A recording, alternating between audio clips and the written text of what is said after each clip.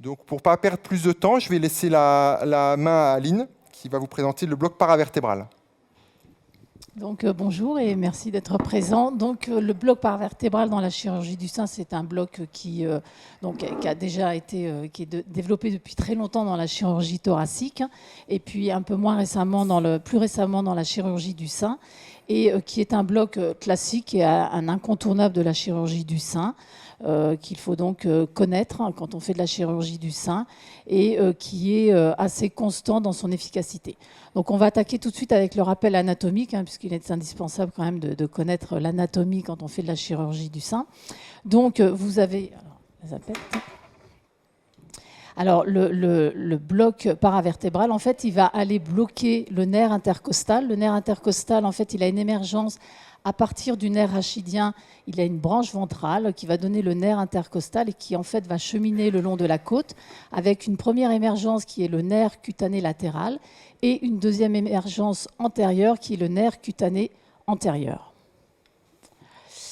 Alors, le bloc paravertébral, en fait, consiste à faire une injection dans l'espace paravertébral. L'espace paravertébral, c'est un espace qui est limité en avant par la plèvre, sur le côté en médian par la vertèbre et en arrière par un ligament costo-vertébral.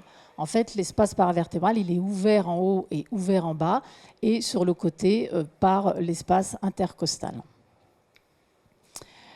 Donc, en fait, le bloc paravertébral, l'intérêt du bloc paravertébral, ça va être de bloquer les différents nerfs intercostaux à tous les étages et pour endormir en fait toute la zone concernée par la chirurgie.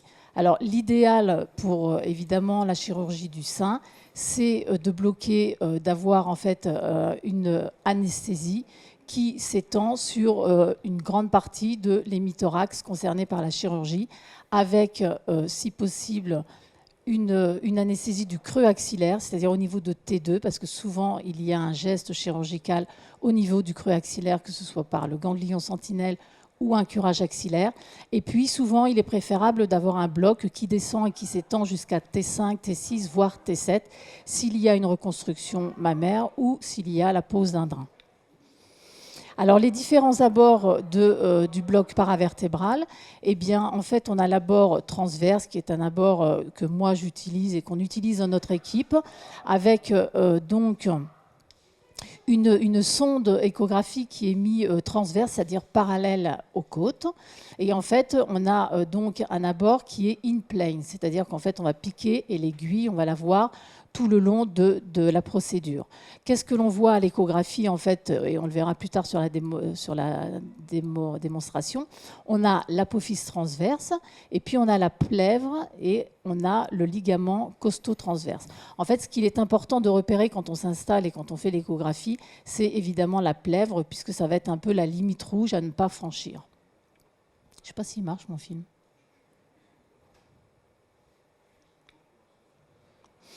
Donc, alors, excusez-moi, hop.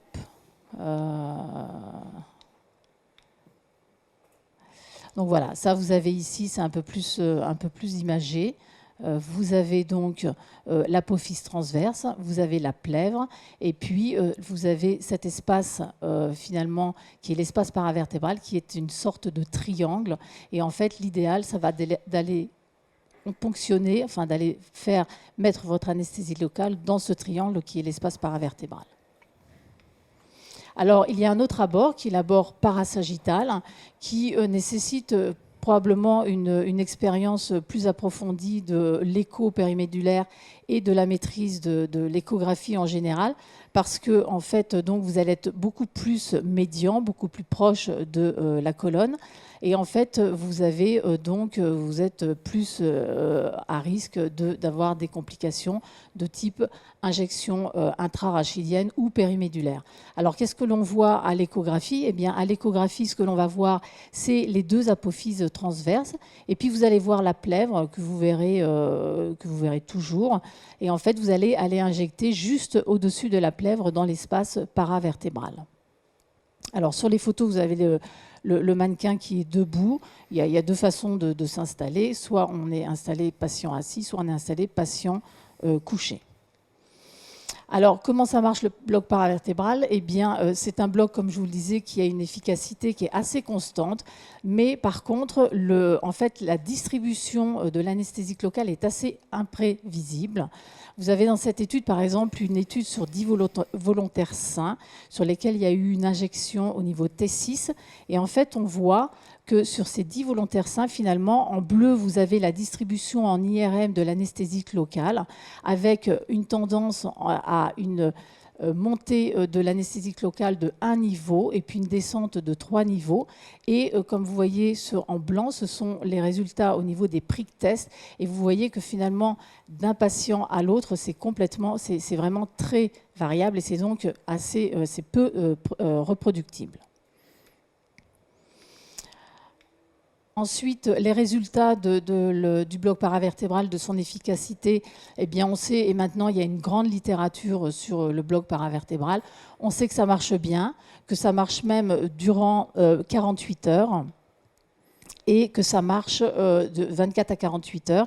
Et il y a même des études qui montrent qu'en fait, il y a une efficacité sur la douleur chronique, la douleur à 3 mois et à 6 mois.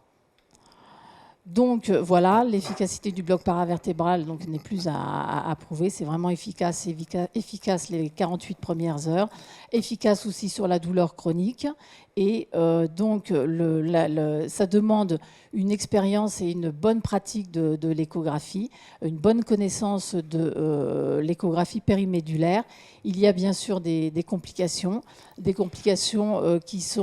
peuvent être graves. Tu vas nous montrer en live démo. Voilà, hein, non, tu pas vas nous en montrer live directement sur le mais mannequin. des complications qu'il faut connaître et il faut savoir que ces complications qui sont très appréhendées quand on commence la technique, eh bien, une fois qu'on a une bonne expérience du bloc, en fait, on a très peu de complications, bien évidemment. Alors, Aline va nous montrer directement toute cette présentation sur le mannequin en live démonstration. Là, par rapport aux complications qu'elle exprimait, j'ai une question qui vient, c'est-à-dire que vous, des experts un peu dans la chirurgie thoracique, est-ce que vous faites du bloc paravertébral en ambulatoire? Là, j'ai une question, parce que par rapport aux angoisses qu'on peut avoir, il y a certaines structures et certains centres qui n'osent pas faire de bloc paravertébral en ambulatoire. Quel est ton avis, Christophe, par rapport à ça?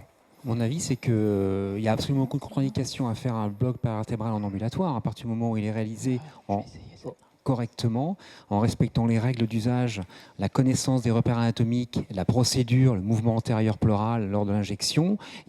On aura en plus le bloc permet de remplir le cahier des charges qui est je ne mets pas d'opiacés, je mets peu d'anesthésique à mon malade, j'aurai moins d'effets secondaires, donc probablement j'aurai un bénéfice pour le faire partir plus tôt. Donc il n'y a absolument aucune raison de refuser un bloc paravertébral dans le cas de la chirurgie ambulatoire. D'accord. Donc tu en fais sans problème. Christophe aussi, sans problème, tu fais des blocs paravertébrales en ambulatoire. À la limite du chirurgien, oui, il n'y a pas en fait, de complications particulières à prévoir. Un avantage de l'échographie, c'est qu'on peut en même temps aussi faire le diagnostic du pneumothorax. Si vraiment on a ce doute-là, on verra la ligne pleurale bouger ou disparaître. On a une réserve de temps. On gagne, comme tu as dit Christophe, en termes d'opiacés, en termes d'analgésie.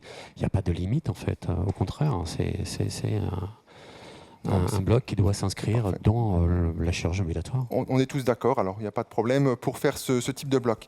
Aline, c'est bon. C'est bon. Donc, en fait, le bloc paravertébral. Alors, l'installation du patient, elle est importante. Alors, il faut savoir que nous, à Curie, par exemple, on fait tous nos blocs en salle de réveil, sous rémifentanil avec une cible en évoque, avec une cible à 2. Et en fait, tous nos patients, donc sous oxygène, en salle de réveil, avant la chirurgie. Donc, l'important, c'est de bien installer le patient. Donc, on met le bras bien pendant dans le vide, la tête bien fléchie. On prend un petit marqueur et on va repérer en fait la cervicale la plus proéminente qui est C7, d'accord? Donc on a C7 et ensuite on va repérer donc T2. Et en fait on va piquer au niveau de T2 pour une chirurgie du sein, c'est ce qui est le plus efficace pour avoir le creux axillaire. Donc là, je me mets en transverse, je me mets au niveau de T2 en transverse. Et en fait, ce que je vais voir, on peut geler le... Voilà. Donc, en fait, là, c'est la position idéale, c'est-à-dire qu'on a sur la ligne médiane l'espace paravertébral avec la plèvre que l'on voit toujours qui est en surbrillance. Et puis ici, on devine le ligament costo-transverse. Ici, vous aurez l'apophyse transverse. Et en fait, vous avez un triangle ici, limité par l'apophyse transverse, la plèvre, le ligament costo-transverse. Et en fait, il va falloir piquer à cet endroit. Donc, voilà. Et donc, si je me mets un petit peu plus en latéral, vous allez voir la côte, évidemment. Et plus on va piquer en latéral, plus on a un risque de passage et de diffusion de l'anesthésique locale en intracostal. Et évidemment, ce n'est pas ce que l'on recherche, puisque l'on veut que l'anesthésique locale diffuse vers le haut et vers le bas pour avoir une extension de ce bloc. Donc, ça, c'est en fait, on va piquer in plane, c'est-à-dire qu'on va faire progresser l'aiguille et on verra toujours l'aiguille sur toute sa longueur. Alors, il y a deux choses à respecter. C'est toujours, évidemment, bien voir la plèvre. Hein. Donc, la plèvre, on la repère, on voit, là, elle bouge. D'accord ? À ne pas confondre avec, évidemment, le ligament costo-transverse qui est ici, qu'on voit bien, et qu'il faut franchir quand on fait le bloc paravertébral. Et en fait, donc, vous avez la plèvre. Et l'idéal, c'est d'aller évidemment voir votre aiguille et poser, en fait, s'approcher le plus possible de la plèvre. Et en fait, vous allez avoir une réussite, une garantie de la réussite de votre bloc paravertébral quand vous allez voir la descente de la plèvre. Et vous pourrez même suivre, avec beaucoup d'expérience, vous pouvez suivre sans risque la descente de la plèvre en faisant progresser votre aiguille. Ce qu'il faut retenir, c'est qu'il faut toujours donc voir cette plèvre et ne jamais progresser, évidemment, si vous ne voyez pas l'extrémité de l'aiguille. Ça va ? Vous avez un pneumothorax là, non ? Donc, l'autre abord, ça c'est l'abord in plane, c'est celui qu'on enseigne à Curie, hein, parce que je pense que de faire du in plane, c'est toujours beaucoup plus sécuritaire et de voir la progression de l'aiguille. On peut évidemment faire du parasagittal. Donc, le parasagittal, vous avez deux possibilités, deux approches. C'est soit du in plane, c'est-à-dire que vous allez piquer l'aiguille à 45 degrés et vous allez voir la progression de votre aiguille, ou sinon vous faites de l'out of plane. L'out of plane, il faut, je pense, bien maîtriser l'échographie, parce que le problème de l'out of plane, évidemment, c'est de rater le bout de votre aiguille, d'avoir dépassé votre sonde d'échographie, et avec le risque toujours de vous retrouver dans un manchon périmédulaire, voire en intrarachidien. On a eu, il y a 2 ans, un accident dramatique au cours d'un bloc paravertébral où on a fait une injection intrarachidienne avec donc une rachide totale chez le patient. Heureusement, ça s'est bien terminé. Donc là, vous avez donc du parasagittal avec, vous voyez, les 2 apophyses transverses. On va peut-être geler la... Alors, attendez, je voulais... Non. Voilà. Hop. Là, on est bien. Donc là, vous verrez, en fait, même quand on est, parfois, il y a des patients qui sont peu échogènes et on ne voit pas très bien les différentes structures, il faut toujours, en fait, repérer la plèvre. Et ensuite, vous avez les 2 apophyses transverses et vous allez piquer dans cet espace qui représente donc l'espace paravertébral. Voilà. Et dernière chose, quand parfois vous êtes donc au niveau de T2, hein, l'idéal c'est T2, vous pouvez piquer en T3, mais il faut savoir que plus vous descendez, plus vous allez avoir un espace paravertébral qui va être pincé. Donc T2, c'est en plus un bon espace, l'espace est assez grand. Et parfois, quand on ne voit pas très bien les différentes structures, on pivote la sonde, on repère où est la plèvre parce qu'elle est toujours bien visible en parasagittal, on repère la profondeur de la plèvre et ensuite vous pivotez votre sonde et ainsi vous avez votre plèvre, votre espace paravertébral. Merci Aline pour cette live démo très complète. Et en attendant que tu reviennes, j'avais une question à poser à mes collègues, parce qu'il y a différentes voies d'abord finalement pour faire le bloc paravertébral. Dans votre pratique, Christophe, quelle voie d'abord tu utilises pour la chirurgie mammaire ? Moi, je suis en transverse in plane. Je veux voir mon aiguille, je veux voir le bout de mon aiguille. Je pense que c'est plus sécuritaire. Voilà. Après, il n'y a pas de dogme. Je pense qu'il faut faire ce que l'on sait faire et pas inventer des choses particulières. Donc, pour ma part, c'est in plane, transverse. Mais l'avantage, c'est que sur une chirurgie à thorax fermé, finalement, on voit toute la plèvre. Oui. On est très tangentiel et pas directement sur la plèvre, quoi. Je ne sais pas ce que, Aline, tu en penses. Quelle voie d'abord tu utilises préférentiellement? Nous, on utilise le transverse in-plane. In-plane, je pense que c'est vraiment important, surtout quand on débute, parce qu'on voit bien l'aiguille.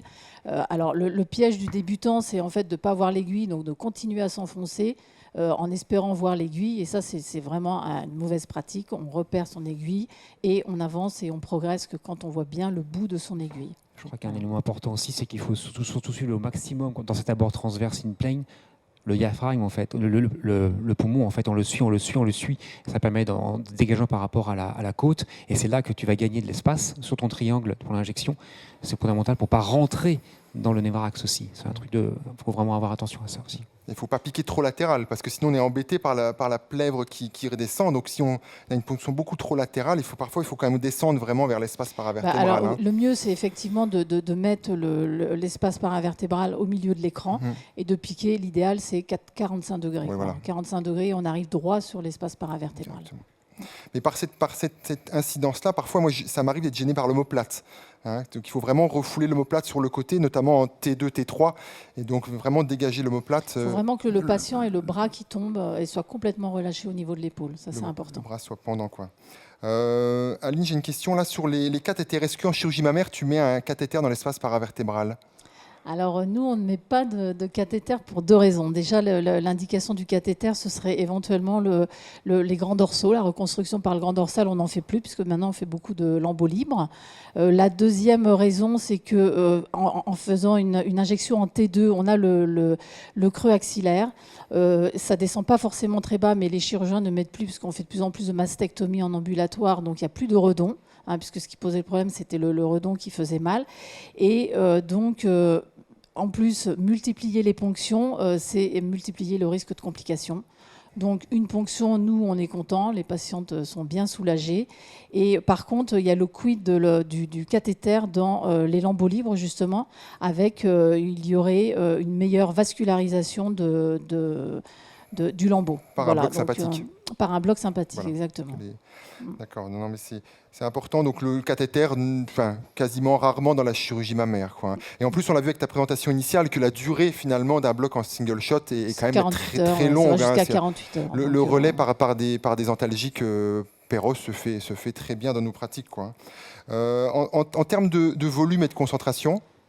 Alors volume, je pense qu'il faut privilégier le volume puisque c'est un bloc qui diffuse. Donc plus on fait un volume important, plus le bloc va diffuser. Concentration élevée, il y a peu d'intérêt. Ça marche très bien. Nous, en pratique, on fait ropivacaïne 0,5, 20 millilitres. C'est le standard. Après, on peut être amené à diminuer. Quand on fait un bilatéral, on fait plutôt 15 millilitres. Voilà. Mais garder un effet volume. Le papier de Marhofer que tu as montré, il montrait bien qu'il faut quand même garder du volume pour avoir une diffusion haute et basse. Sur le plus de dermatome en bilatéral, quand même privilégier un volume par rapport à une concentration. Oui, c'est vraiment ça qui est important. Une question sur les adjuvants. Alors, on ne met pas d'adjuvant. On fait des corticoïdes en systématique à tous les patients, donc corticoïdes en IV et pas d'adjuvant. D'accord. Alors, il y a une question là qui vient d'Algérie sur les infiltrations tumescentes du sein. Donc, c'est un petit peu hors sujet parce qu'on est plutôt sur la loco-régionale pure. Mais en tout cas, les infiltrations tumescentes du sein, moi, j'en ai déjà fait pour des cas vraiment particuliers. Je ne sais pas si tu en as déjà fait. On en a fait, c'est un peu anecdotique. C'est très chronophage. C'est des volumes. Alors, il faut savoir que c'est que pour la mastectomie. Pour la tumorectomie, c'est très gênant de mettre 500 millilitres d'anesthésie locale dans le sein. L'anatomie du sein est complètement modifiée. Voilà, elle est complètement modifiée. Et le principe, c'est de mettre donc, à des volumes très importants d'anesthésie locale à des faibles concentrations pour complètement imbiber le sein d'anesthésie locale. Ça permet de ne pas faire du tout d'anesthésie générale. Ça marche très bien. Mais bon, voilà, c'est très chronophage parce qu'il faut plus d'une demi-heure pour injecter ces 500 millilitres d'anesthésie locale. Et pourquoi pas? On le fait, nous, sur des patientes qui ne veulent absolument pas dormir ou des patientes qui ont vraiment une contre-indication à l'anesthésie générale. J'ai une question là sur les lambeaux libres, là, parce qu'on sait que les lambeaux pédiculés, le grand dorsal, tout ça, gardes une vascularisation, une innervation, et donc là une vasodilatation. Mais un lambeau libre qui est dénervé, comment est-ce que la LR peut augmenter la vascularisation puisqu'il est dénervé finalement? C'est ça. Les papiers étaient plutôt pour des. Il est dénervé, mais il est vascularisé. Oui, parce qu'il y a des anastomoses. Oui, c'est pelliculisé ou pas, mais il y a toujours enfin, c'est surtout, je pense qu'il y a aussi un bénéfice, c'est lors de la prise du lambeau, lorsqu'il va être remis en position. Et c'est là aussi, c'est tout ce travail sur le système sympathique. La vascularisation en amont. Voilà, en amont qui a été travaillé, qui est probablement un impact. Mais c'est très débattu, mais c'est probablement un bénéfice. Je voudrais revenir pour les lambeaux des grands dorsales. Souvent, on est amené à faire 2 ponctions parce qu'on ne couvre pas, en partie à cause du lambeau, parce qu'on a la prise du lambeau et on a ensuite l'incision antérieure. Et effectivement, je pense il faut faire 2 ponctions parce que sinon, on ne couvre pas l'ensemble de la zone. 3 ponctions. À visée anesthésique, mais même analgésique.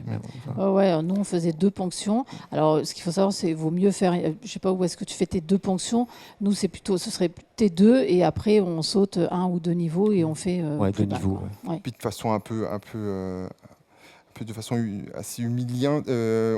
Parfois, en pique, on voit le mieux, quoi. C'est vrai qu'en thoracique haut, si on monte très haut en thoracique, parfois on ne voit pas très bien. Hein. T2, T3 sont parfois très profonds. Et après, ça remonte. T3, T4, T5 remontent. Donc parfois, on reste modeste et on pique un peu où on voit le mieux, quoi. Pour résumer sur la session sur les paravertébrales, dans quelles indications au niveau du sein tu réserves le paravertébral? Quelles sont vraiment les indications? Nous, alors, on réserve vraiment le bloc paravertébral pour la chirurgie lourde du sein, à savoir mastectomie ganglion sentinelle et tout ce qui est curage axillaire. Donc voilà. Chirurgie majeure. Chirurgie majeure et chirurgie reconstruction mammaire avec lambeau et mastectomie. Enfin, toutes les chirurgies qui potentiellement donnent de la douleur chronique. D'accord. Voilà.